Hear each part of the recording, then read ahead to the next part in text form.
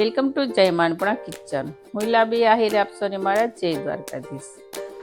તો આજે હું તમારી સાથે શેર કરીશ કેલ્શિયમ, વિટામિન અને પ્રોટીનથી ભરપૂર એવો હેલ્થી ડ્રાયફ્રૂટ પાવડરની રેસીપી. તો આ પાવડર છે ને ફ્રેન્ડ આપણા શરીરને એટલો ઉપયોગી થશે કે જેને હાડકાનો દુખાવો હોય, ગોઠણના દુખાવા હોય, માથાનો દુખાવો, વાળ ખરતા હોય, ડાયાબિટીસની પ્રોબ્લેમ હોય, તો જો તમે આ પાવડર આવી રીતે એકવાર દૂધમાં બનાવીને પીશો ને તો મારી ગેરંટી છે કે તમે વારંવાર આ રીતે પાવડર બનાવી અને પસંદ કરશો. એટલો આ પાવડર આપણા શરીરને ઉપયોગી થશે. તો વિડીયો શરૂ કરતાં પહેલાં મારી તમને નિવેદન છે કે હજી સુધી તમે મારી ચેનલને સબસ્ક્રાઈબ ન કરી તો પ્લીઝ જય માનપણા કિચનને સબસ્ક્રાઈબ કરી દેજો અને વિડીયોને એક લાઇક જરૂર કરજો. બાજુમાં રહેલી ઘંટડીને દબાવી દેજો જેથી મારી નવી નવી રેસીપીના વિડીયો આપ સુધી પહેલાં પહોંચે. તો ચાલો હવે આપણે પાવડર બનાવવાનું સ્ટાર્ટ કરીએ. તો સૌથી પહેલાં મેં અહીંયા 100 ગ્રામ જેટલા મખાના લીધા છે. મખાનાને પહેલાં આપણે રોસ્ટ કરી લેવાના. મખાનાને આપણે પેનમાં રોસ્ટ કરવા માટે તેલ કે ઘી કંઈ જ નથી યુઝ કરવાનું, ફક્ત આમ જ શેકવાના છે.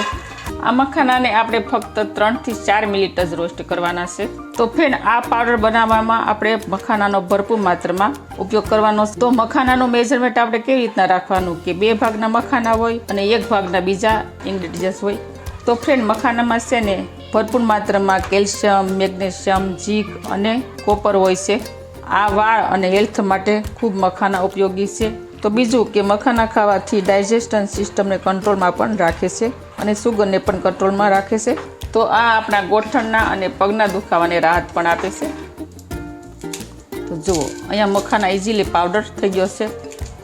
તો અહીંયા આપણા સરસ મજાના મખાના રોસ્ટ થઈ ગયા છે. હવે આપણે ગેસ બંધ કરી દઈશું. જો વધારે આપણે મખાનાને લાલ નથી થવા દેવાના, નકર પાવડર છે તે કડસો લાગશે. અને તે એક વાસણમાં આપણે ટ્રાન્સફર કરી લઈશું. તો હવે 1 વાટકી જેટલી બે બદામ લીધી છે, તેને પણ આપણે થોડી રોસ્ટ કરી લઈશું. બદામને પણ આપણે 2 થી 3 મિનિટ સુધી શેકી લઈશું. તો બદામમાં પણ વિટામિન, મિનરલ્સ, ફાઇબર અને આપણા હાડકાને મજબૂત કરે છે અને કોલેસ્ટ્રોલ લેવલ પણ આપણે કંટ્રોલમાં રહે છે. તેથી આ આપણા હાર્ટ માટે અને હૃદય માટે ખૂબ જ મદદ કરે છે. તો 2 થી 3 મિનિટ બાદ આપણે બદામને પણ આપણે સાઈડમાં નાખી દઈશું. ત્યારબાદ લઈ લઈશું 50 ગ્રામ જેટલા ડાળિયા. ડાળિયા આપણે ફોતરીવાળા જ લેવાના છે. ડાળિયાને પણ આપણે 2 થી 3 મિનિટ સુધી રોસ્ટ કરી લઈશું. તો ફ્રેન્ડ શેણા ડાળિયા પણ આપણા શરીરને ખૂબ ઉપયોગી છે. તો આ શેણા ડાળિયા આપણા શરીરને હિમોગ્લોબિનને ઇમ્પ્રૂવ કરે છે. જેમ કે આપણા શરીરમાં થાક લાગવું, શરીરનો દુખાવો તે તમામ દૂર કરે છે. તો આ શેણા ડાળિયામાં છે ને ભરપૂર માત્રામાં આયરન પણ રહેલું છે, જેથી આપણે આનું રોજ સેવન કરવું જોઈએ. તો અહીંયા આપણા શેણા પણ સરસ રીતે રોસ્ટ થઈ ગયા છે. આને પણ આપણે હવે ગેસ પરથી નીચે ઉતારી લઈશું અને આપણે એક બાઉલમાં એડ કરી દઈશું. ત્યારબાદ આવશે અખરોટ. અખરોટ મેં અહીંયા 100 ગ્રામ જેટલા લીધા છે. જેટલા આપણે મખાના લીધા છે ને એની સામે જ આપણે અખરોટ લીધું છે. તેને પણ આપણે થોડુંક શેકી લઈશું. અખરોટને આપણે છે ને વધારે રોસ્ટ નથી કરવાનું, 2 મિનિટ સુધી તેને આપણે રોસ્ટ થવા દેવાનું છે. તો વધારે અખરોટ રોસ્ટ થશે ને તો આમાંથી થોડી કડવાશ આવી જાય, એટલે આપણે તેને 2 મિનિટ સુધી તેને રોસ્ટ કરવાનું. અખરોટ પણ આપણા હાડકાને મજબૂત રાખે છે, શરીરને સ્વસ્થ રાખે છે, યાદશક્તિ વધે છે. આ અખરોટમાં પણ ઓમેગા 3 ફેટ નામનું એસિડ હોય છે અને જે હૃદયના પેશન્ટ હોય તેના માટે પણ ખૂબ સારું. પાવડર બનાવી અને દૂધ સાથે સેવન કરો ને તો પણ ખૂબ સારું.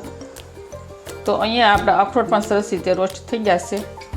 અને પણ આપણે એક બાઉલમાં એડ કરી દઈશું. તો હવે આવશે પિસ્તા. પિસ્તા મેં અહીંયા 1 વાટકી જેટલું લીધા છે અને 1 વાટકી લઈ લઈશું પમ્પકિન. પમ્પકિન અને પિસ્તાને આપણે એકસાથે રોસ્ટ કરી લઈશું. આ પમ્પકિન છે ને ખાવાના કોવાનો બી છે.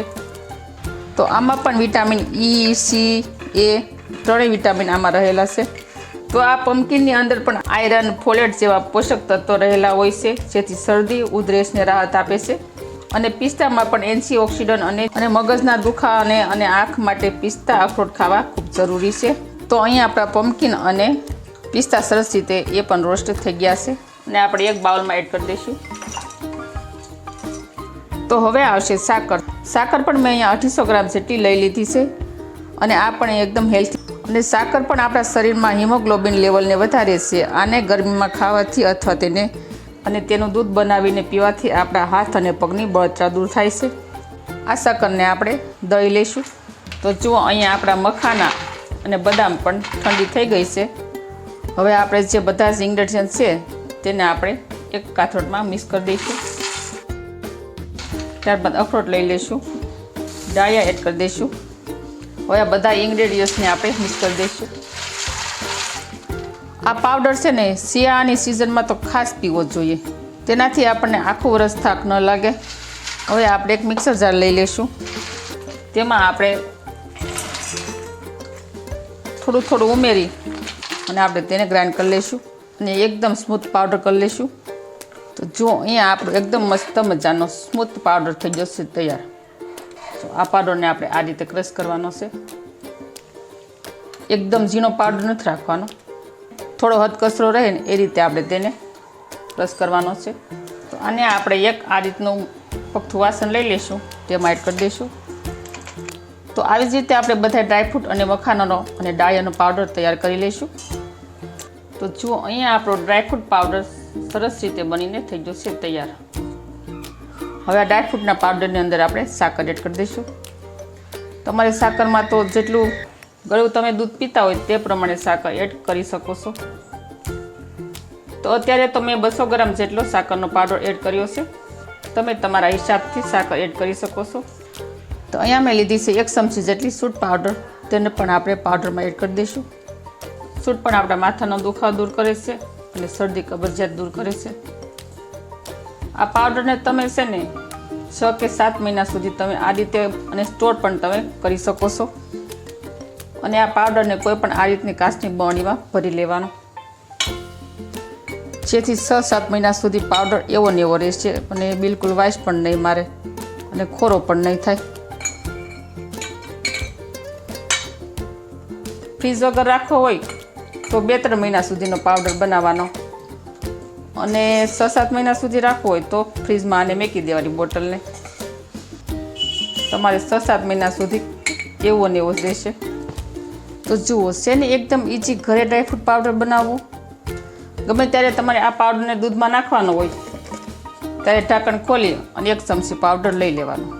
અત્યારે હું તમને આ પાવડરનો દૂધ પણ બનાવીને બતાવીશ. તો તેના માટે અત્યારે મેં 1 ચમચી પાવડર લઈ લીધો છે અને દૂધને પણ મેં અહીંયા સાઈડમાં ગરમ થવા માટે રાખી લેવું હતું ગેસ પર. તેમાં આપણે 1 ચમચી પાવડર એડ કરી દઈશું. તમારે જો આ દૂધને પીળું બનાવવાનું હોય ને અને સેજ જેવી 5 ચમચી જેટલી આપણે હળદર એડ કરી દઈશું. ત્યારબાદ મેં અહીંયા ખજૂરને આ રીતના બે કાઢી નાખ્યા હતા, 5 બે ખજૂર લીધો છે, તે એડ કરી દઈશું. ખજૂરથી પણ આપણા શરીરમાં લોહીનો વધારો કરે છે. અને અહીંયા મેં 2 અંજી લીધા છે, તેને મેં આ રીતના નાના નાના ટુકડા કરી નાખ્યા છે, તેને આપણે એડ કરી દઈશું. હવે આ દૂધને આપણે 5 મિનિટ સુધી ઉકાળી લઈશું, જેથી ખજૂર અને અંજીર છે તેના તત્વો દૂધમાં ભળી જાય. તો અહીંયા દૂધ આપણું બનીને થઈ ગયું છે તૈયાર. ઠંડુ કરી અને ફટાફટ પી લઈએ. હવે આપણે તે 1 કાચના કપમાં ભરી લઈશું.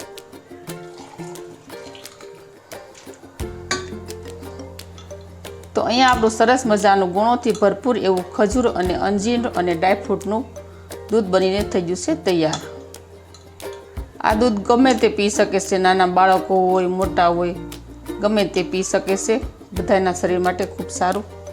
તો ફ્રેન્ડ, તમને આ ડ્રાયફ્રૂટ ખજૂર અંજીરની દૂધની રેસીપી કેવી લાગી તે મને કમેન્ટ કરી અને જરૂર કહેજો.